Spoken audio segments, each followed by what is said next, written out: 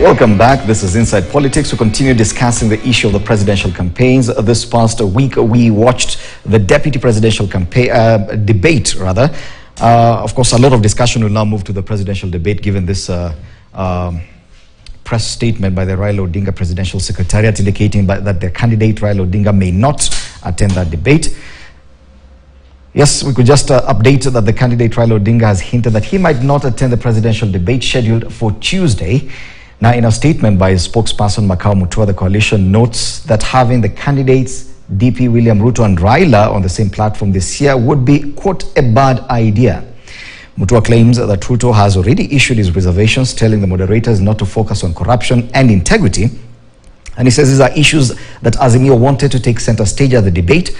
The presidential debate is scheduled for Tuesday, July 26th. Professor Mutua says instead Raila Odinga and his running mate Martha Karua intend to hold a televised town hall meeting at Jericho Social Hall at a date yet to be determined to explain to Kenyans the Azimio agenda. Now, let's go back to the deputy presidential debate. And Rita, how would you rate the performance of the four running mates? Of course, before the Gachagua Karua debate, there was one between Wajakoya's running mate and Waihiga Maure's running mate, Justina and Ruth. How do you rate the debate, the deputy presidential debate? I think, first of all, just having three ladies in the deputy presidential aspirant debate was an amazing, an amazing optics for Kenyan women. I think we've made quite a bit of progress. I must say that Justina was great. She handled issues so well. She was very confident, and I do hope to see Justina in the next government in any capacity. She had indicated that she had put in her CV before as a PS and never got picked. I hope to see her in either national or county government somewhere. She's so resourceful, and she's a very clear and strong head. Now, to the two, Martha Karua and Rigathi Gachagua, I think what was playing out is the question we asked when Martha Karua was selected. How will you reconcile your values as a person with the opportunity that you now have as a running mate? Because there was a clear conflict of who Martha Karua is as a person and the association she had gotten herself into. And that is still the biggest question, even in terms of performance. When you talk about corruption and her stand on it, when you talk about her view of justice, when you talk about even BBI, she walked out on the CJ, on the matter of BBI, and her principal, who now she's calling her captain, has said that is the first thing on the agenda. So how will she deal with that? You know, internal conflict is so hard to resolve for the sake of whatever it is that looks like opportunity. And it kept playing out over and over. And like Dismas says correctly, Martha Karua came out defending Martha Karua, not defending the office or the relationship with Raila, which was such a loss. She doesn't come in strong as someone who has a base. So it would have been an opportunity for her to even rally and consolidate some form of a base, even if it is the women as a constituency, because she has none. But you can see the opposite with Rigathi. Rigathi came out strong. He had his defense cards ready. He knew who he was addressing. He was consolidating his Mount Kenya base. One, by positioning William Ruto as the solution to the challenges they faced the past 10 years, but also letting them know that your problem has seated himself at the top of this other coalition, and therefore if you vote this way, your problem is not going away. They have just camouflaged and given themselves a new potential office as an Azimio chair. So I think what was lost for Martha and for Azimio was the politics of the opportunity that the presidential debate presented. They did not prepare enough for the political opportunity to rally, consolidate, and invigorate their base towards this election. And it was such a loss. 2 weeks, 3 weeks into election, they should be clear. And even right now, with the position they have taken of the presidential candidate missing the debate, you wonder, what is the political strategy? You know, it seems like they're doing things that don't have strong political outcomes and is not advancing the big agenda for them, which is to get to office. And I think it's very random how they're tactically behaving. From where I'm seated, it is a very random behavior that is not very well thought out on the Azimio part, unfortunately. And I'm not saying this because I have a preferred side. I'm just saying it from an analytical perspective. It's a lot of tactics without proper strategic direction politically. Husband, do you agree? Because in this series of presidential debates, which included the Nairobi governor's race, the assessment was that it went the Kenya Kwanza way in the governor's debate. They say the same for the deputy presidential debate. Now, when it comes to the presidential debate, the candidate for Azimio la Umoja is already indicating that he may be a no-show. What does it say about the Azimio coalition and the approach to this presidential debate, the series of it? You know, you wouldn't expect to beat Kenya Kwanza on noise making, whether it's on national TV, radio, or on the social media platform. I think they've perfected that art. You know, they've been doing this for the last 7 years or so. And wouldn't expect, you know, anyone who is persuaded to believe that Kenya Kwanza has solutions for this country, you know, to resort to anything other than selective attention and selective perception. They want to see what they want to see, and they want to perceive what they want to perceive. And I think that's what we've seen in this panel, you know.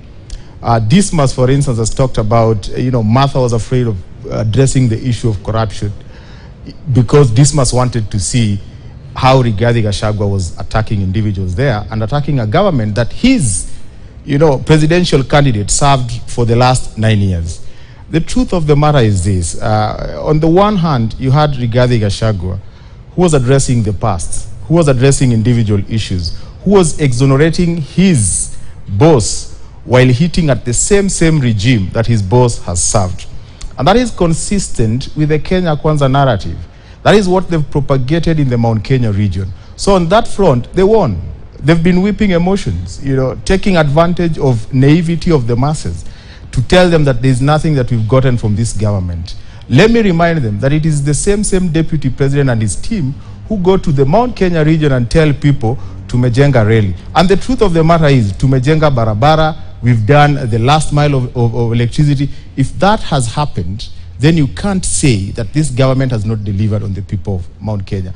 And you see, there's an echo chamber kind of you know, bubble where they exist. They talk to themselves, they laugh about it, and they enjoy that. That is the constituency that he was talking to. And I think he succeeded in doing that. He even went with Mount Kenya. He started responding to a question that no one asked him. We are not talking about that. But let me come back to Martha Karua and the selective perception and attention that you see in Rita, the sympathetic professor, and Dismas. One, Martha talked about corruption, and Martha was very clear. You see, whereas Rigathi talked about forming a commission to investigate individuals, Martha was more of public interest in his approach. He talked about institutionalizing and using the framework that you already have to fight corruption and to ensure that once you are arraigned in court in 6 months, there's a conviction. How people can't see that, I don't understand. And you see, it is important to have a fairly clear framework that does not have recourse to individuals, so that if it is in 6 months, it doesn't matter. And Martha made it clear in that debate that it doesn't matter whether you are my child, you are my relative, or whoever. If this process is going to take course and you are found culpable, the law will deal with you. Okay. She did not run away from that. Then number two, Martha Karua made it clear that even the Kenya Kwanza team quoted her. And she understood very well that the challenges that are facing this country are leadership that has been characterized by deceit, corruption, and integrity. And she looked at Raila Odinga and she explained that she knows Raila Odinga. She knows where they've come from. She can, you know, resonate with the ideology of Raila Odinga. And therefore, all these challenges, she went for a formation that she believes has what it takes to run this country. And lastly, let me say this. You know, it is one thing to start comparing two people on different lanes. I think Martha Karua was on a national platform addressing Kenyans. Rigathi Gachagua was on a campaign platform trying to whip emotion. Did they win? Martha Karua won big time on national issues. Rigathi Gachagua was consistent and he won based on what Tanga Kenya Kwanza and the deputy president has been propagating. Okay, looking forward now, Chebunet, in case Raila Odinga actually fails to show up for this debate, what should we expect? And in this, I expect us to look beyond the top two main candidates, and this is because of the polling conducted by the presidential debate, and because there are other candidates involved. We looked back and we saw that the debate that came just before Rigathi Gachagua and Martha Karua came on the podium was much more interesting between Justina and Ruth. Do you expect something similar this coming Tuesday, because the other candidates too will get an opportunity? It's good for other candidates to get an opportunity. If Raila does not turn up, the other presidential candidates should be given time. The ones rated 5% and the ones rated over 5%, they should be given time. But one thing that should come out clearly is that it seems what is happening in Azimio, it seems they really want to escape some of those questions that will be asked, like state capture. It seems they want to run away from those questions. You remember one of the dominant themes in that deputy presidential debates is the state capture, and the way Rigathi Gachagua brought out how this nation has been captured. Look at the state capture by DCI that we were discussing a few minutes ago. That is what we call state capture, that they want to capture. Do you expect, for example, that if Ruto shows up alone and is alone on that podium, that he'll take that opportunity to talk about these issues? In fact, we will be very happy to get over 2 hours discussing our manifesto, discussing what we intend to do for Kenyans. The media has been friendly to Raila Odinga, and we have seen that. Why is Raila Odinga running away? So I think this is an opportunity for us. We shall appear. William Ruto does not fear talking to Kenyans, and this is an opportunity that we will never lose, because you remember we will not be having an opportunity to reach many Kenyans in the rallies, and so we are seeing this as an opportunity to explain the manifesto of Kenya Kwanza in the live debate. So we also want to assure that the Kenyans that we have seen what the media has done, and they are very professional. You saw the way they have selected the panelists, even the way they are organizing themselves. We are a growing democracy, and I believe even in 2027, I think the debates will have really improved, and so we want to give the media the benefit of doubt, and we believe on that day we are going to really talk about the real issues. Do you agree that this is an opportunity for the deputy president to relish, that he cannot miss this opportunity to be on the podium alone by himself and get 90 minutes to explain his manifesto? Remember, the moderators will still be there. Those questions will be asked, including the ones that they say the moderators should not really focus on. Well, you know, if the media council report is anything to go by, that during the running mates debate, there were 30 million Kenyans who were glued either on TV, radio, or their mobile phones. That's an opportunity that a serious presidential candidate cannot afford to miss. So I suspect that William Ruto is going to have his cake. He's going to enjoy the 90 minutes uninterrupted and address the nation.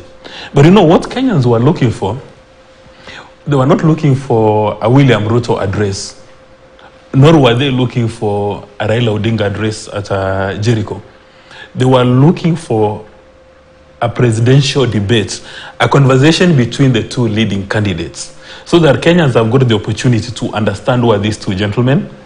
Kenyans have got the opportunity to validate or invalidate their positions. But when one presidential candidate goes missing, then the entire process is thrown into a disarray.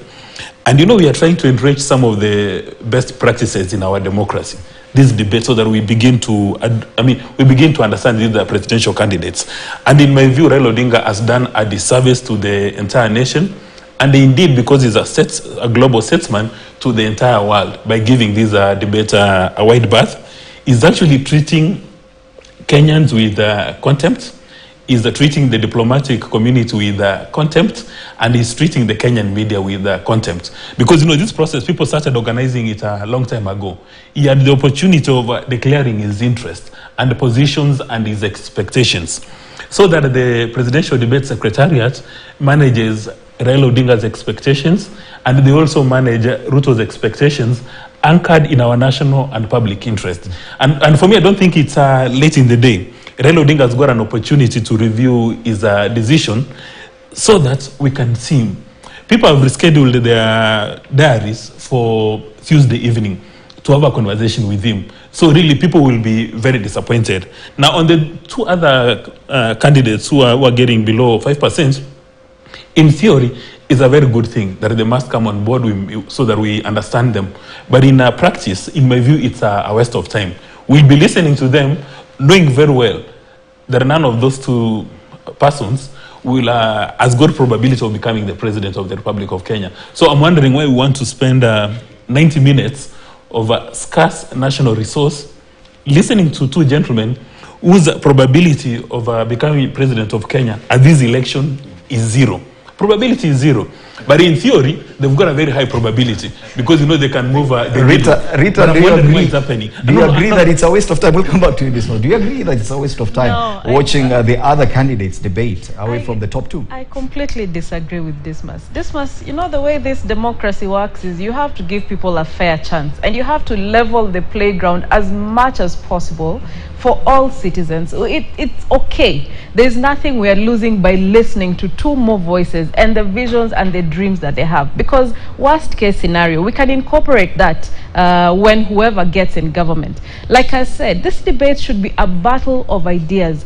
I think our politics is so toxic, and the citizen is not at the center of how our candidates really, and even now, even listening to Dismas, we have to really be enthusiastic about listening to new ideas and interrogating new leaders so that we do better. We cannot be stuck with the same old that we just say, oh, winner takes it all, the first two only. And look at it right now. Even Raila, I feel, has no respect for the voters, for him to decide that he's not going to engage with other contenders for them to battle out ideas and for him to prove himself. So I think that is the same attitude Dismas. The one you're saying Raila has taken is the same one you're taking with Wajakoya. I think we should respect the voter enough to share and defend what it is we want to do for them, because these things they're not doing for themselves, they're doing for the voters. So it is, in all fairness, we should have a fair ground where people are competing, interrogating and sharing what it is they want to do for their citizens, for the citizens to make an informed decision. So no Dismas, I disagree with you, and we should not encourage that line of thought. Okay, Hezbon, are you looking forward to the presidential debate on Tuesday? What exactly would you be looking out for?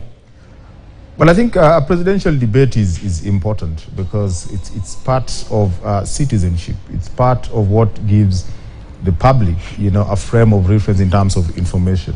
Ideally, we are evaluating these politicians on the basis of their track record, their manifesto, their integrity, their character, and what they intend to do for this country.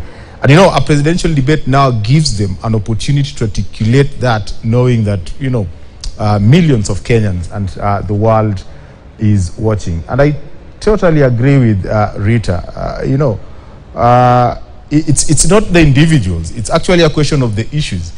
So when the society is informed from a variety of sources, and a lot of issues are thrown into the public domain and they are substantive enough, we are better off with those issues. So in as much as we know the probability of Wajakoya and Wahiga winning is almost nil from the beginning, the issues that, you know, they are bringing to the table are very substantive issues.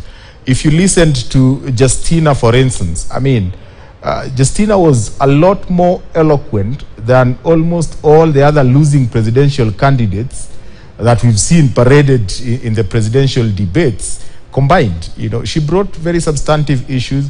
She was very refreshing, and I think just the mere fact that she was there was you know, an encouragement to so many other young Kenyans to believe that you don't have to come from a wealthy background, you don't have to have a political track record.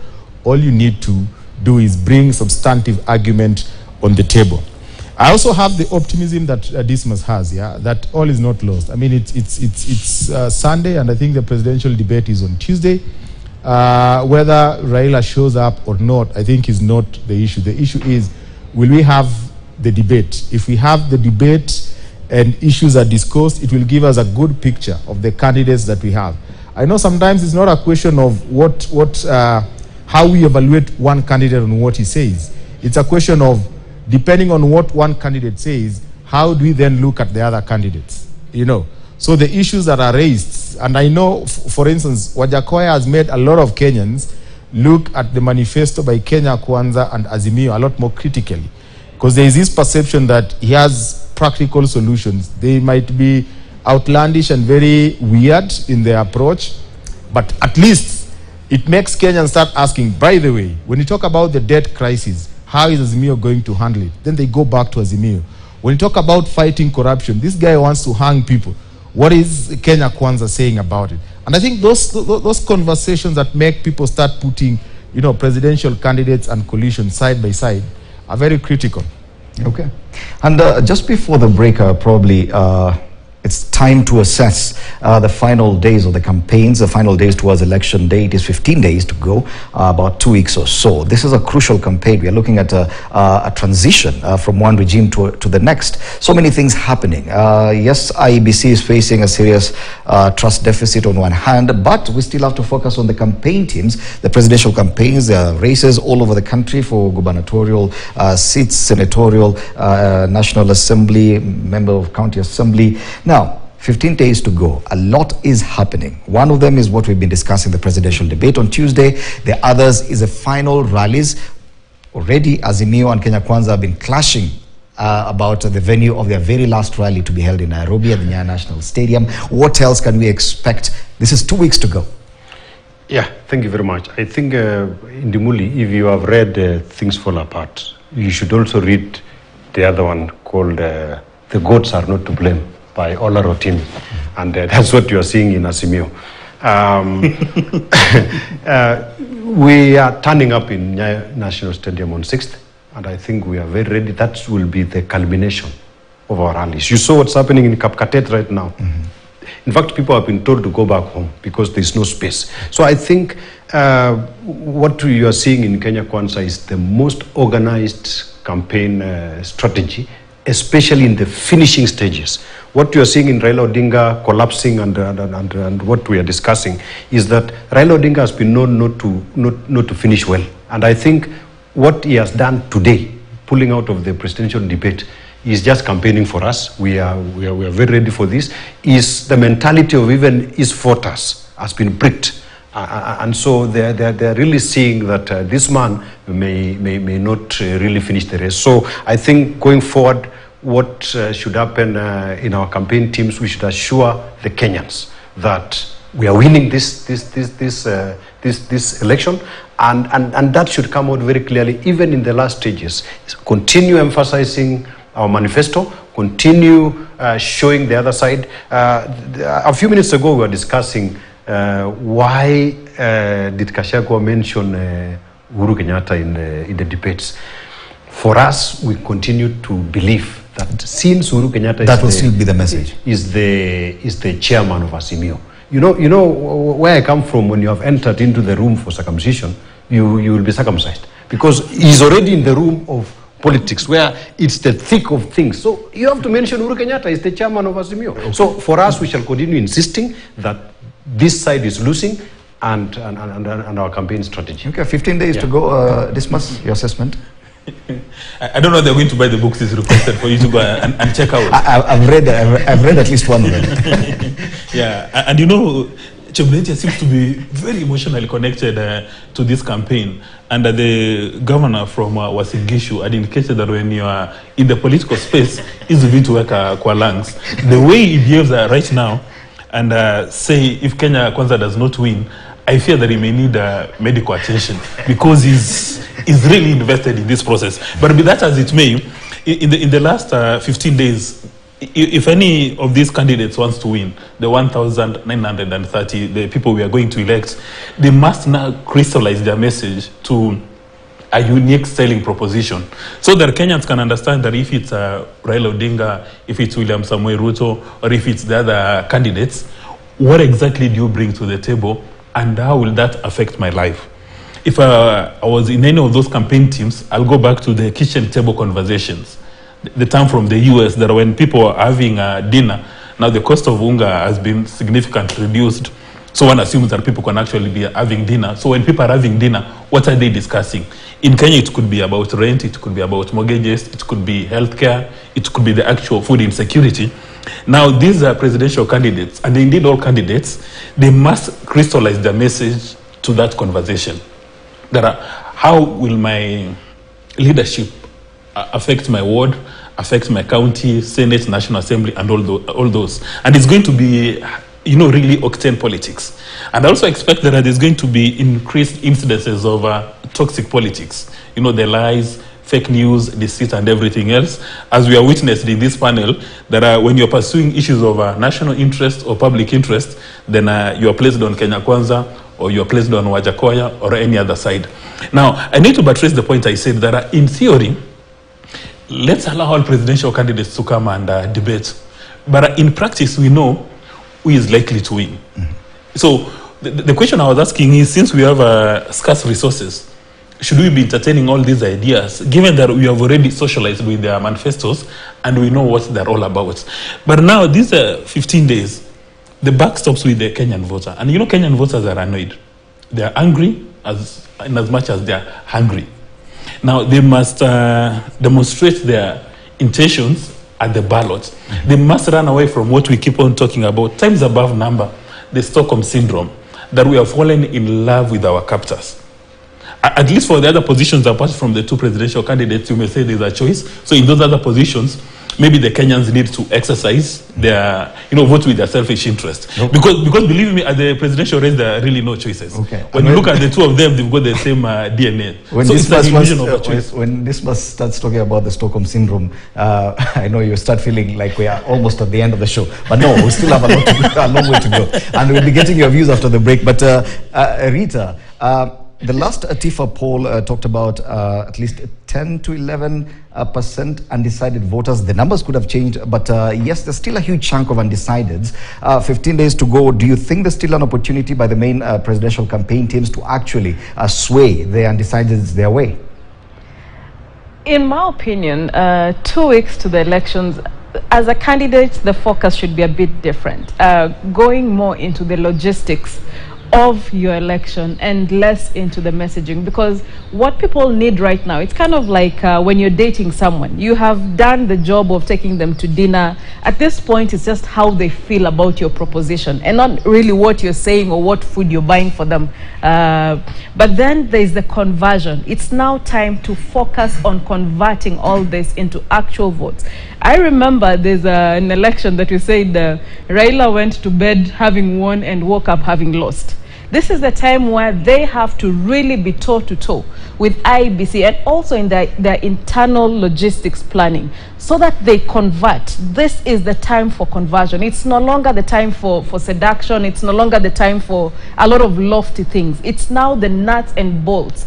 To your announcement, what are you going to do? So keep the girl happy, make sure she's well dressed and she's well fed and she really remembers top of mind how she feels about you, but go down into the conversion of what was this all about. And if all the candidates can focus on that, interrogate with IEBC, sit with them, pressure them, get the transparency that we require, get the information in terms of tracking the process, because we remember in 2017 the presidential election was nullified not on anything technical but just on a failed process. So this is the time for all candidates to actually be on top of that. If the girl didn't like you for the past 1 year while you're campaigning, she probably will not feel any different in this next 2 weeks. So just work with the girl who has already accepted that you're a viable candidate and convert that and make them a wife, hopefully.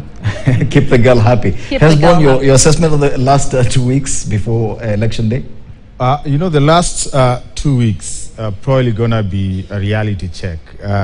Where I come from, there's a sense in which the electorate keeps reminding, the people seeking positions towards the election that the time for hotel is gone. Now we are going to vote.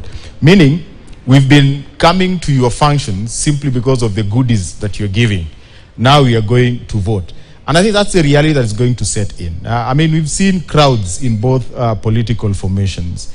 But the reality is, will those crowds translate to votes? But let me go back briefly, because this is another reality, to what Daktari has talked about. The gods are not to blame by Ola Rotimi. You know, the gods are not to blame by Ola Rotimi is a story of King Odewale. King Odewale had this sense of security and believed that he was infallible. He believed that he had conquered, you know, almost everything. He didn't know that there is something called fate, and the gods planned that. Now look at the last 7 years, and you'll know that, you know, there is a certain political formation that thought that they'd conquered this country. They had hustlers from all quarters of this country. They even assumed that they were the kingpins of Mount Kenya region. But reality is setting in. I mean, that infallibility is coming down, crashing. And it is important to refer to the other book that Daktari mentioned, Things Fall Apart. It's literally falling apart. The opinion polls are showing that. What we see in the campaign trail is showing that. You know, even the non-scientific polls that you do, you realize that the reality that we had, or the feeling that Kenya Kwanza had like 6 months ago, is no longer the reality on the ground. Things are coming down, crashing. South Rift is going. Mount Kenya is on 50-50. And I think that reality will sink in on the day of voting. So we should not allow people to, you know, spew this information as if there is a formation that has won. Okay. No way. We will see that on the 9th of August. Yes, 15 days to go. How will it go? Will the undecideds make up their minds before then? Let's take a break. When we come back, we'll be getting views from our viewers.